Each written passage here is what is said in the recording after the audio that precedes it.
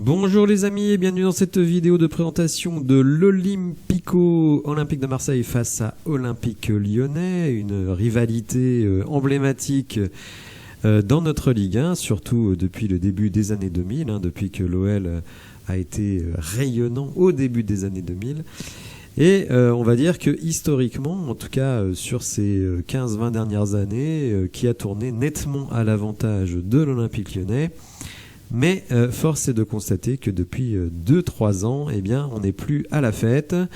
Et évidemment, cette saison, avec notre dernière place au classement, on ne va pas faire les malins et aller au Vélodrome avec la tête haute. Alors, il faut y aller avec la tête haute, mais en tout cas, ne pas sous-estimer l'adversaire. C'est vrai qu'avant, on était content de rencontrer Marseille parce qu'on savait qu'on allait s'imposer, quelles que soient les circonstances de match. Et là, évidemment, on est beaucoup plus prudent. Alors au classement, l'OM n'est pas au meilleur de sa forme, seulement 8e. Alors vous me direz, nous on serait content à l'heure actuelle d'être 8e. En tout cas, bon, c'est loin des ambitions de cet OM qui est désormais à 6 points derrière la 3e place. Qui est synonyme de qualification directe pour la Ligue des Champions dans l'hypothèse où la France repasserait 5e à l'indice UEFA, ce qui pour le moment n'est pas le cas puisque ce sont les Pays-Bas qui nous sont passés devant. Sachant aussi que, évidemment, Paris qui se déplace à Brest a une tâche pas si simple, donc ils peuvent peut-être laisser des points. De toute façon, si Brest battait Paris, bon, ce qui paraît quand même difficile, mais enfin bon, il reviendrait à égalité avec Paris. Donc pour Marseille, quand même, une victoire est absolument essentielle. D'autant que vous voyez sur les 5 derniers matchs de Ligue 1, 3 défaites, 1 nul et une seule victoire. En plus, une victoire, on va dire que le score 3-0 est un peu flatteur. Si je me souviens bien, je pense avoir vu le match. Et notamment en première mi-temps, le Havre a laissé quand même passer pas mal d'occasions d'ouvrir le score. Mais enfin bon, 3-0, c'est 3-0. Cet Olympique de Marseille qui évidemment, comme nous, pour des raisons budgétaires, a besoin de la Ligue des Champions. Ils l'ont raté cette saison, vous le savez, en tour préliminaire. Et donc, pour eux, non seulement perdre l'Olympico, c'est toujours embêtant, c'est embêtant au niveau du classement, mais surtout, ce serait un sacré affront pour les Marseillais de voir l'Olympique Lyonnais glaner sa première victoire en terre marseillaise. Bon, faut bien le dire, c'est pas l'hypothèse la plus probable, puisque vous le voyez, nous trônons à la dernière place, lanterne rouge. 3 points en 9 matchs, aucune victoire. Vous remarquerez qu'on est la seule équipe de Ligue 1 à n'avoir aucune victoire. D'ailleurs, la seule équipe qui n'en avait pas, c'est Clermont, elle est venue chercher une victoire chez nous. Plus mauvaise attaque de Ligue 1 avec seulement 7 buts. Plus mauvaise défense avec... derrière Lorient, pardon. Donc deuxième plus mauvaise défense de Ligue 1. Donc évidemment, cette dernière place au vu des chiffres n'est absolument pas surprenante. Et vous le voyez que même en cas de victoire, eh bien, on passerait royalement devant Clermont, mais on ne serait toujours pas sorti de la zone de relégation. Autant vous dire que le match après face à Metz, qui reste sur 4 défaites de suite et qui donc a 8 points, mais quand même 2 victoires, la semaine qui arrive est extrêmement importante, donc avec ce déplacement à Marseille et la réception de Metz. Vous avez aussi sans doute vu ma vidéo sur l'article du Progrès qui prétend que Fabio Grosso pourrait tout simplement claquer la porte s'il voit que son groupe ne suit pas.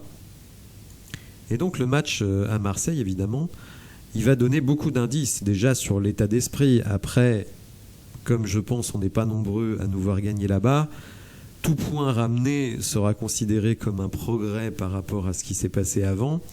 Donc on attend surtout l'Olympique Lyonnais en termes de détermination, en termes de solidarité et aussi une progression sur le plan physique. Alors, ce qui marque aussi ce match, évidemment, c'est, je dirais, l'Italico, avec évidemment 2 entraîneurs italiens et notamment Gattuso, entraîneur de Marseille, qui aurait tout à fait pu être l'entraîneur de l'Olympique Lyonnais si John Textor n'avait pas été freiné par d'autres personnes. D'ailleurs, je pense qu'il y a encore certaines personnes qui pensent qu'il aurait mieux fallu prendre Gattuso que Fabio Grosso.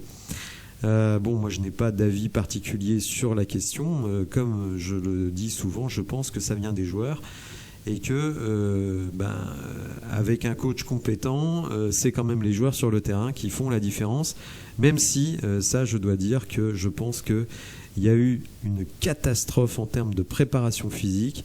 Notre ami Martin Buchheit ne laissera pas un grand souvenir. Lors de son passage à l'OL, on a récupéré les joueurs dans un état physique absolument catastrophique et on continue à en perdre, à en subir les conséquences avec des joueurs qui n'avancent pas sur le terrain. Donc déjà, moi j'espère voir du progrès sur le plan physique, sur le plan de la solidarité. Après, sur le fond de jeu, je ne suis pas naïf. Alors bien que nettement mieux classé que nous, cet Olympique de Marseille n'est pas non plus rayonnant, hein, vous le voyez. Sur les 10 derniers matchs, seulement 3 victoires, 3 défaites, 4 matchs nuls, donc c'est pas la fiesta non plus. Une équipe qui se cherche un peu. D'ailleurs, on voit bien que Gattuso envoie des compositions assez variées, des systèmes de jeu assez variés également.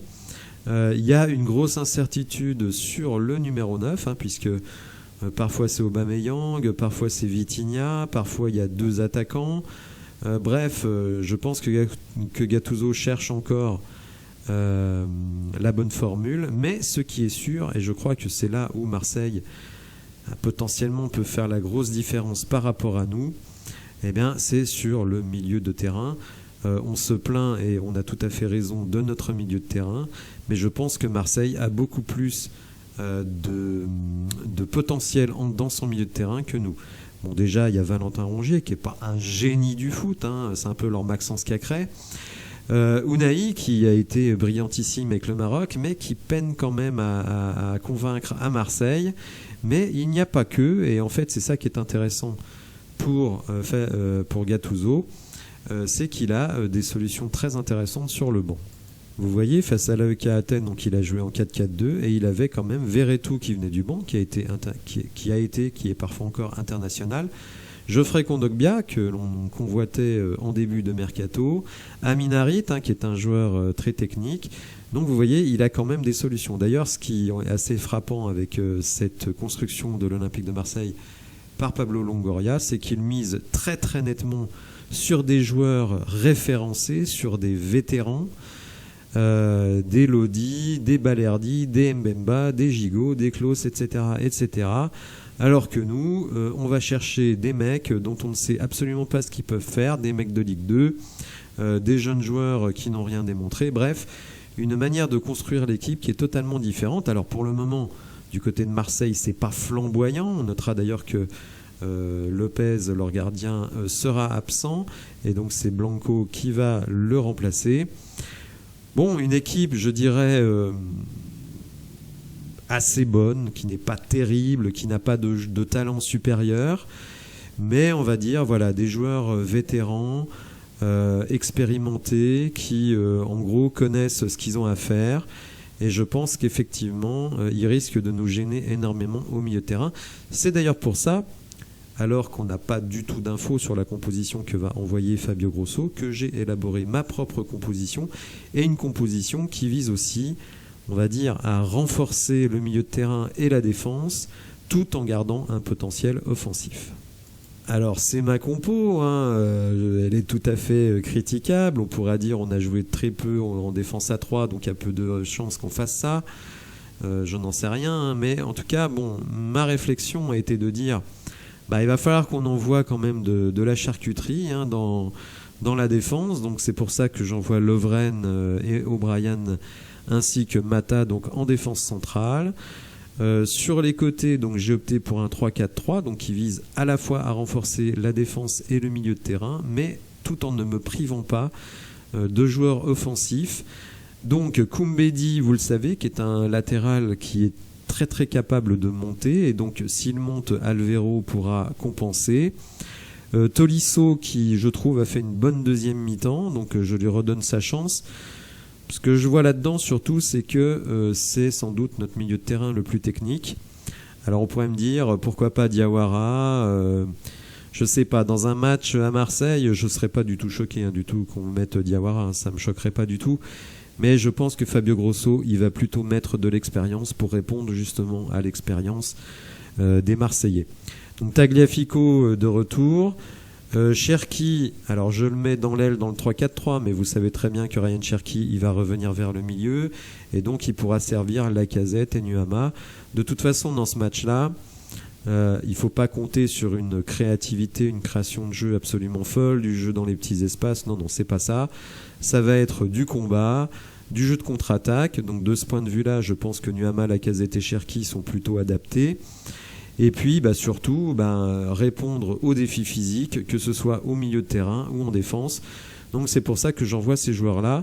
Je préfère Tolisso à Diawara tout simplement sur la puissance physique. Diawara, il est intéressant, mais contre Marseille, moi je préférais quand même Tolisso. Alors Koumbedi, lui, c'est plutôt pour sa capacité à repartir vite. Je comprends que ce soit un risque parce que c'est quelqu'un qui fait des fautes. En plus, il est encore sous le coup d'une suspension en cas de carton jaune. Donc c'est pas certain que ce soit Koumbedi, mais en même temps, je vois pas trop qui mettre en défense centrale. Kaleta-Tchar n'a pas joué depuis des lustres. Diomandé, c'est Diomandé. Donc je dirais ces trois défenseurs centraux là, ce sont les trois.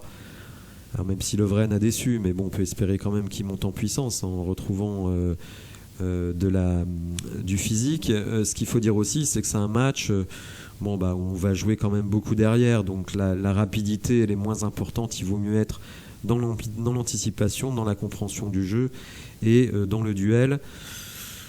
Bon, après, on a tellement peu de joueurs qui nous donnent des certitudes. Peut-être Mata, peut-être Lacazette et encore. Donc c'est difficile toujours de faire une compo. Bon, peut-être aussi Tagliafico. C'est toujours très difficile de faire une compo parce que finalement, on n'a aucun joueur quasiment de l'effectif qui soit irréprochable depuis le début de la saison. Alors vous l'avez peut-être vu dans l'onglet communauté, j'ai publié donc un article inspiré d'un article de l'équipe qui nous indique qu'après les conférences de presse, John Textor a réuni le groupe et le staff. Réunion de 2 heures, c'est quand même fou, un truc interminable. Alors je ne vais pas critiquer parce que finalement on reproche à Textor d'être beaucoup trop éloigné de l'Olympique Lyonnais. Là, il est arrivé, il a passé toute la semaine. Alors, il y avait des conseils d'administration. Vous savez, le bilan a été publié. D'ailleurs, je vous invite à aller dans ma FAQ si vous avez des questions sur le budget de l'Olympique Lyonnais, que ce soit le budget passé ou le budget futur, puisque je vais essayer, je dis bien je vais essayer avec les données que j'ai, d'envisager le budget 2023-2024 et les conséquences que ça peut avoir. Alors d'ailleurs, parfois, certains dans les commentaires me demandent quelles seraient les conséquences d'une descente en Ligue 2. Je ferai une vidéo sur le sujet parce qu'il y a quand même beaucoup de choses à dire. Il y a des règles très importantes à connaître, des protocoles entre les syndicats des joueurs et la Ligue par rapport aux salaires, aux contrats, etc. Donc je ferai un point sur tout ça dans une vidéo pendant la trêve internationale parce qu'on n'a pas trop le temps pendant ces moments-là. Donc réunion de Textor qui sonne la mobilisation générale.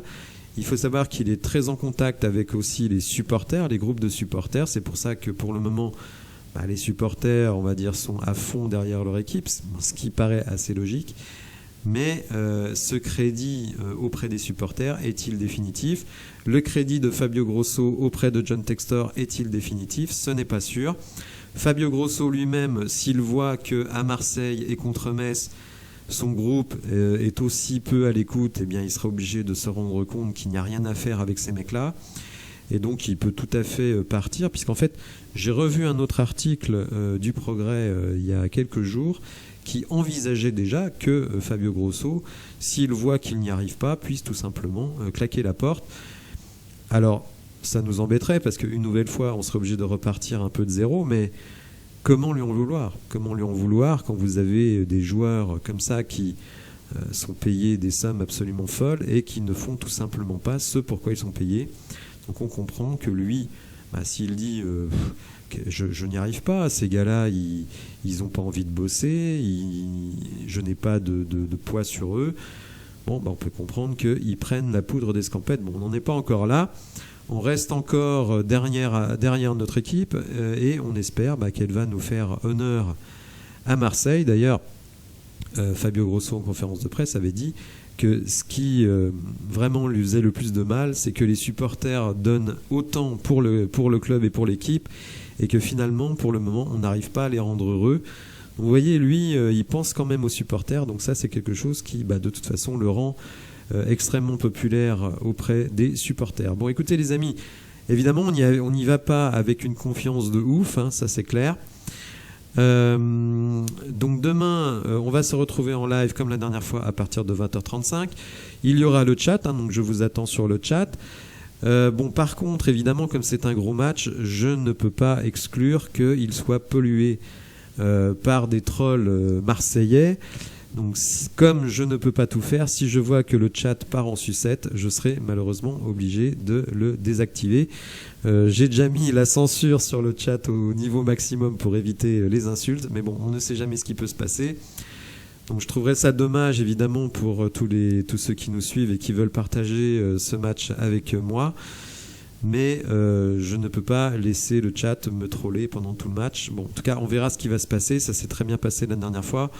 Mais bon, c'était à domicile, face à une équipe, on va dire, où il n'y avait pas tellement de trolls potentiels. Là, évidemment, avec Marseille, qui je pense est la plus grosse fanbase en France, il est possible que ça se passe. Bon, en tout cas, écoutez, j'espère qu'on va vivre un match sympa, qu'on va voir une équipe qui va montrer quand même qu'elle en a dans le calbar. Pour le moment, elle n'a pas montré grand-chose.